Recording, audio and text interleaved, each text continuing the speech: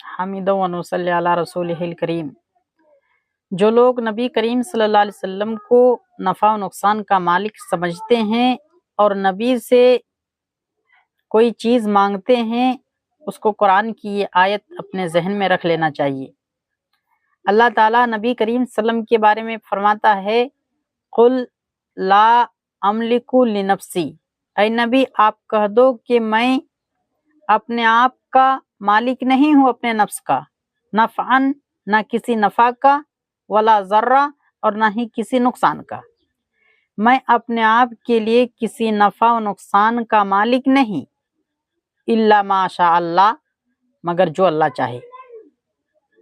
وَلَوْ كُنْتُ أَعْلَمُ الْغَيْبَ، اور اگر میں غیب کو جانتا، لَأَسْتَكْثَرْتُ مِنَ الْخَيْرِ، تو میں بہت ساری بھلائیاں اکٹھا کر لیتا۔ وَمَا مَسَّنِيَ السُّوءُ، پھر ہمیں کوئی برائی تکلیف نہ پہنچا تھی، کوئی برائی نہیں پہنچتی۔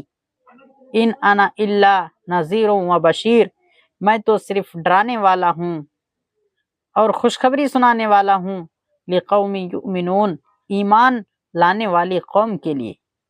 جو ایمان رکھتی ہے، جو قوم اللہ پر، اس کے رسول پر ایمان رکھتی ہے، اس کے لیے میں ڈرانے والا ہوں